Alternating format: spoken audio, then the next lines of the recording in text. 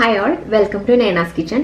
ഞാൻ ഇന്ന് ചെയ്യുന്ന റെസിപ്പി തൃശ്ശൂർ കൊടുങ്ങല്ലൂർ ഭാഗത്തൊക്കെ ട്രഡീഷണൽ ആയിട്ട് ഉണ്ടാക്കുന്ന മുട്ടയപ്പത്തിന്റെ റെസിപ്പിയാണ്. അപ്പൊ ഇത് ഇപ്പൊ നമ്മുടെ പണ്ടൊക്കെയുള്ള നമ്മുടെ ഗ്രാൻഡ് പാരന്റ്സ് ഒക്കെ ഉണ്ടാക്കിക്കൊണ്ടിരുന്ന ഒരു റെസിപ്പിയാണ്. ശരിക്കും പറഞ്ഞാൽ അന്നത്തെ കാലത്തെ ഒരു പുഡിംഗ് എന്ന് വേണമെങ്കിൽ പറയാം. ഇത് ആവിയിൽ വേവിച്ചെടുക്കുന്ന ഒരു അപ്പമാണ്, നല്ല സ്വാദുള്ള ഒരു അപ്പമാണ്. ഇപ്പൊ നിങ്ങൾക്കൊക്കെ എനിക്കൊക്കെ എന്റെ ഉമ്മയുടെ ഉമ്മയൊക്കെ ഉണ്ടാക്കി തന്നിട്ടുള്ള ഒരു ഫുഡാണ്.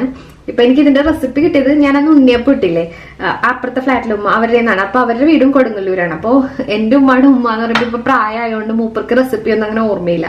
അപ്പൊ എനിക്ക് അപ്പുറത്തെ ഉമ്മാനോട് ചോദിച്ചിട്ടാണ് ഈ റെസിപ്പി കിട്ടിയത്. ഇത് കൊടുങ്ങല്ലൂർ ഭാഗത്തെ ട്രഡീഷണൽ മുട്ടയപ്പത്തിന്റെ റെസിപ്പിയാണ്. നല്ല ടേസ്റ്റ് ഉള്ള മുട്ടയപ്പമാണ്.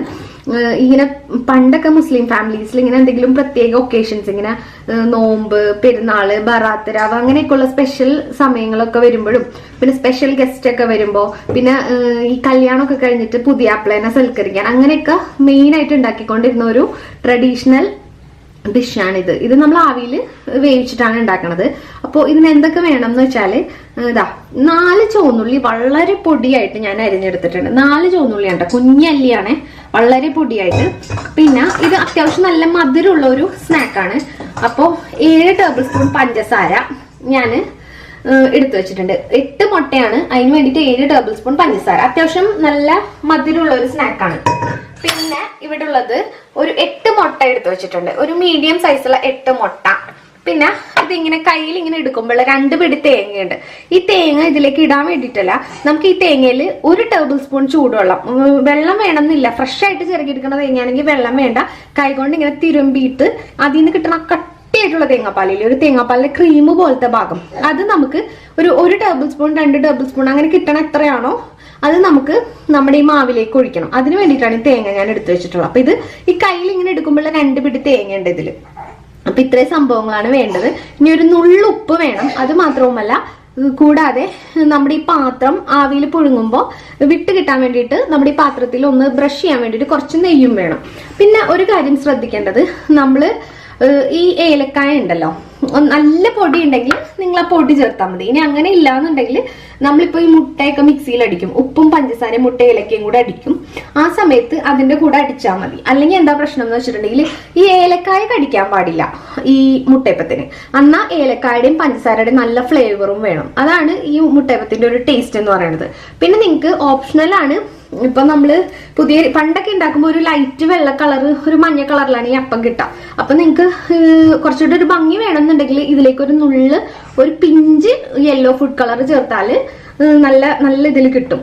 മഞ്ഞപ്പൊടി ചേർക്കരുത്, കാരണം ടേസ്റ്റ് മാറിപ്പോ.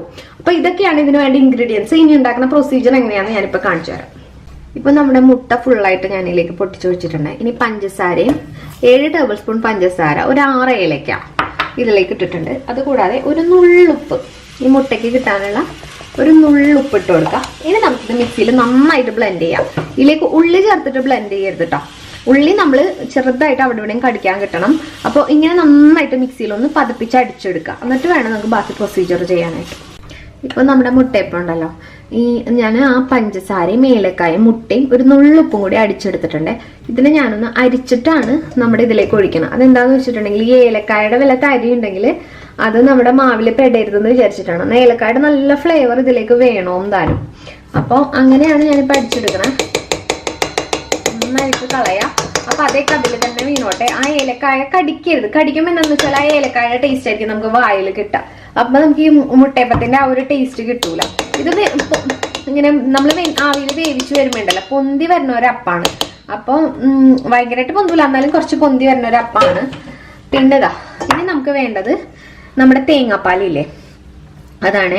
അപ്പോൾ ഇത് നമ്മൾ ഫ്രഷ് ആയിട്ട് തിരങ്ങിയ തേങ്ങയാണെങ്കിൽ കൈകൊണ്ട് ഇങ്ങനെ തിരുമ്പിയിട്ട് നന്നായിട്ടൊന്ന് പിഴിഞ്ഞെടുത്താൽ മതി. ഇപ്പൊ നമുക്ക് ഖത്തറിലെ ഞാനിപ്പോ ഇവിടെ ആയതുകൊണ്ട് എനിക്ക് നമ്മൾ വാങ്ങി ഫ്രീസറിൽ വെക്കല്ലേ. അപ്പൊ ഇതൊന്ന് നമ്മൾ തണുപ്പ് മാറിയിട്ട് 1 ടേബിൾ സ്പൂൺ ചൂടുവെള്ളം ഞാൻ ഒഴിച്ചിട്ടുണ്ട്. 1 ടേബിൾ സ്പൂൺ, അല്ലെങ്കിൽ നമുക്കിത് പിഴിഞ്ഞാൽ അങ്ങനെ കിട്ടില്ല.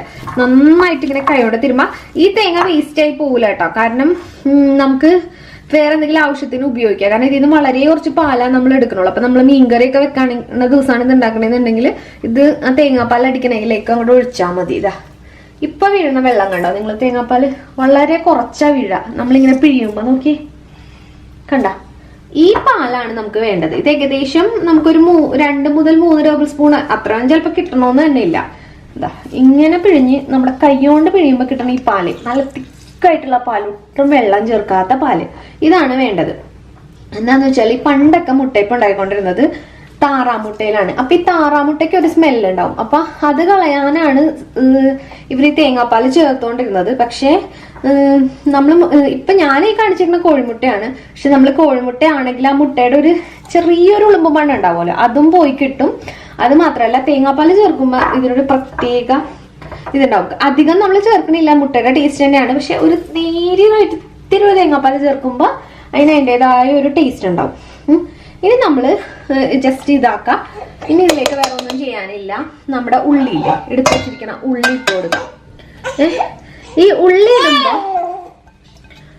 ഉള്ളി ഇടുന്ന സമയത്ത് നമ്മൾ ഉള്ളി ഇട്ട് കഴിഞ്ഞ് ഒരിക്കലും മിക്സിയിൽ അടിക്കരുത്തിട്ടാ. കാരണം ഉള്ളി ഞാൻ നേരത്തെ പറഞ്ഞില്ലേ കടിക്കാൻ കിട്ടണം, എന്നാലാണ് ഈ മുട്ടയപ്പത്തിന്റെ ഒരു ഫ്ലേവറിൽ ഈ ഉള്ളി ഉണ്ട്. അന്ന് ഏലക്കായ തൊട്ട് കടിക്കാൻ കിട്ടാനും പാടില്ല. അതാണ് ഇതിന്റെ ഒരു പ്രത്യേകത. നിങ്ങൾക്ക് വേണമെന്നുണ്ടെങ്കിൽ ഒരു നുള്ള് ഫുഡ് കളർ ചേർക്കാം.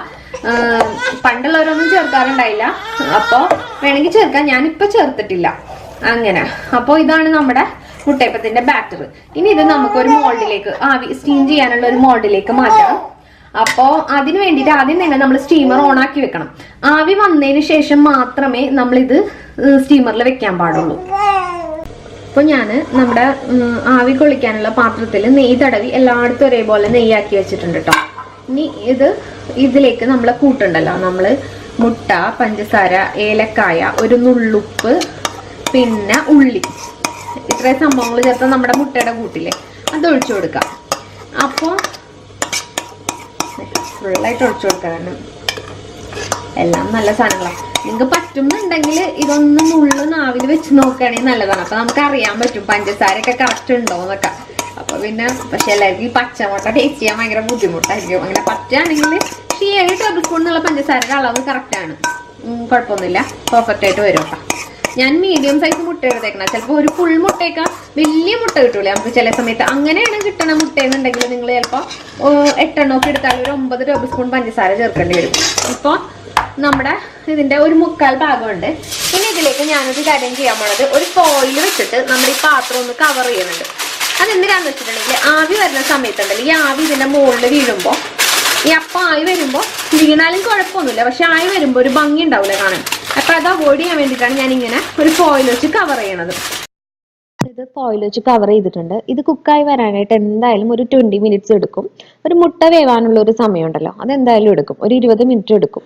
ഒരുപാട് നേരം കുക്ക് ചെയ്താൽ ഇത് ഹാർഡായി പോകും. അപ്പൊ ഒരു 20 മിനിറ്റ് ഒക്കെ ആകുമ്പോൾ തന്നെ ഏകദേശം ഇത് കുക്കായി കിട്ടും. ഇനി പിന്നെ നമ്മളൊരു കാര്യം ശ്രദ്ധിക്കേണ്ട എന്താന്ന് വെച്ചിട്ടുണ്ടെങ്കിൽ, ഉള്ളി ചേർത്തതിന് ശേഷം ഇത് മിക്സിയിൽ അടിക്കാൻ പാടില്ല.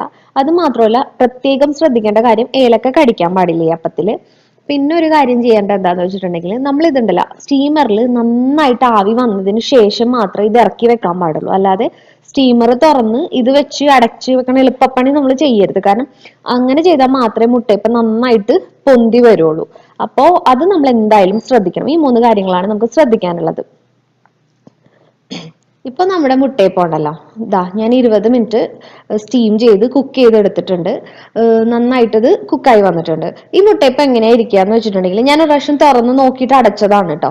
ഈ തുറന്ന് നോക്കണ സമയത്ത് നല്ല പൊന്തിയായിരിക്കും മുട്ടയപ്പം ഇരിക്കുക. അതെല്ലാം മുട്ടയപ്പം അങ്ങനെയാണ് ഇരിക്കുക. പിന്നെ ഇത് തുറന്നതിന് ശേഷം ഈ മുട്ട കുക്ക് ചെയ്തിട്ട് എത്ര അളവുണ്ടോ അത്രയും ഇത് താഴ്ന്നു പോകും. അങ്ങനെയാണ് ഇത് ഉണ്ടാവുക. അപ്പോ അങ്ങനെയാണ് നോർമലി ഉണ്ടാവുക. അപ്പോൾ ഈ മുട്ടയപ്പം നല്ല സോഫ്റ്റ് ആയിട്ട് ഫ്ലഫി ആയിട്ട് പൊന്തി വരാൻ വേണ്ടിയിട്ടാണ് നമ്മൾ, കുക്കായിട്ട് പൊന്തി വരാൻ വേണ്ടിയിട്ടാണ് നമ്മൾ ഈ ആവി വന്നതിന് ശേഷം മാത്രം സ്റ്റീമറിൽ വെക്കണം എന്ന് പറയണത്. കണ്ടോ, ഇപ്പൊ മുട്ടയപ്പം നന്നായിട്ട് മോൾ ഭാഗം വരെ പൊന്തി വന്നിട്ടുണ്ടായിരുന്നു. നിങ്ങൾക്ക് ആ ഇടയിൽ ഒരു പാട് ഇങ്ങനെ കാണാൻ പറ്റും. പക്ഷെ ഇപ്പൊ മുട്ട വെന്ത് വരുമ്പോൾ എത്ര ഉണ്ടാവോ, ചൂടാറിക്കഴിഞ്ഞ് ഞാൻ ആ കവർ തുറന്ന സമയത്ത് താഴ്ന്നു പോയി മുട്ട വെന്തൊരളവാണ് ഇപ്പൊ ഉള്ളത്. അപ്പോൾ ഇങ്ങനെയാണ് ഉള്ളത്. ഇത് നമുക്ക് കൂടുതൽ നേരം വേണമെങ്കിലും കുക്ക് ചെയ്യാം. പക്ഷെ കൂടുതൽ കുക്ക് ചെയ്യുമ്പോൾ എന്താ പ്രശ്നം എന്ന് വെച്ചിട്ടുണ്ടെങ്കിൽ, ഇതിനൊരു പുഡിങ്ങിന്റെ ടെക്സ്ചറിലേക്ക് ഇത് മാറിപ്പോവും. അതാണ് ഒരു പ്രശ്നം. മറ്റേതെന്ന് പറയുമ്പോൾ നല്ല സോഫ്റ്റ് ആണ്, ഇങ്ങനെ ഡെലിക്കേറ്റ് ആണ്, വായിലിടുമ്പോൾ തന്നെ ഒരു അലിഞ്ഞു പോണ ഒരു ടെക്സ്ചറാണ്. അതാണ് ഈ മുട്ടയപ്പത്തിന്റെ ഏറ്റവും വലിയ പ്രത്യേകത. അപ്പോ നിങ്ങളിത് എല്ലാവരും ഇത് ട്രൈ ചെയ്ത് നോക്കാം. നമ്മൾ ഞാൻ പറഞ്ഞ പോലെ തന്നെ മോൾഭാഗം വരെ ഉണ്ടായിരുന്നു, അത് പിന്നെ താഴ്ന്നു പോയതാണ്. നമ്മൾ അതങ്ങനെയാണ് മുട്ടയപ്പം, എല്ലാ മുട്ടയപ്പവും അങ്ങനെയാണ്. അപ്പോൾ ഇതാണ് പക്കാ ട്രഡീഷണൽ തൃശ്ശൂർ സ്റ്റൈല് മുട്ടയപ്പമാണ് ഇത് ട്ടോ. ഇങ്ങനെ പൊന്തി വരും, വെന്ത് കഴിയുമ്പോൾ തന്നെ താഴ്ന്നു പോകും. അപ്പൊ അതാണ് ഇതിന്റെ പ്രൊസീജിയർ. ഇത് പണ്ടേ തന്നെ നമ്മുടെ പണ്ടേ തന്നെ ഇങ്ങനെ വീടുകളിലൊക്കെ ഗ്രാൻഡ് പാരന്റ്സ് ഒക്കെ ഉണ്ടാക്കിക്കൊണ്ടിരുന്ന മുട്ടയപ്പമാണ്. അതിന്റെ തന്നെ പെർഫെക്റ്റ് ട്രഡീഷണൽ റെസിപ്പിയാണ്. നല്ല ടേസ്റ്റ് ആണ്. പിന്നെ ഇത് നല്ല ഹെൽത്തിയാണ്, കുട്ടികൾക്കൊക്കെ ഉണ്ടാക്കി കൊടുക്കാൻ പറ്റുന്ന ഒരു സംഭവമാണ്, നെയ്യും മുട്ടയും എല്ലാം കൂടി ചേർന്നതായതുകൊണ്ട്. അപ്പോൾ ഇതാണ് നമ്മുടെ മുട്ടയപ്പം റെഡി ആയിട്ടുണ്ട്. ഞാനിതിനെ മറിച്ചിങ്ങനെ വെച്ചിട്ടുണ്ട് കേട്ടോ. ഇനി ഞാൻ കണ്ടോ മറിക്കുമ്പോൾ കണ്ടോ നിങ്ങൾക്ക് ഇത് കാണാൻ പറ്റും. ആ അടിഭാഗമാണ് ഞാൻ മറിച്ചതാണ് ഈ കാണുന്നത്. പിന്നെ നന്നായിട്ട് ഇത് കുക്കായി വന്നിട്ടുണ്ട്. നല്ല സോഫ്റ്റ് ആണ്, നല്ല ഡെലിക്കേറ്റ് ആയിട്ടുള്ള രീതിയിൽ തന്നെ ഇത് വന്നിട്ടുണ്ട്.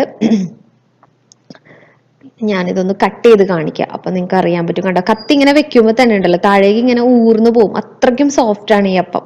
അപ്പോൾ ഇതാ നിങ്ങൾ എല്ലാവരും ഈ റെസിപ്പി ട്രൈ ചെയ്ത് നോക്കാം, നിങ്ങൾക്ക് എല്ലാവർക്കും ഉപകാരപ്പെടും എന്ന് വിചാരിക്കുന്നു. Thank you for watching. നിങ്ങൾ ചാനൽ സബ്സ്ക്രൈബ് ചെയ്യാനും ഷെയർ ചെയ്യാനും മറക്കണ്ട. Thank you.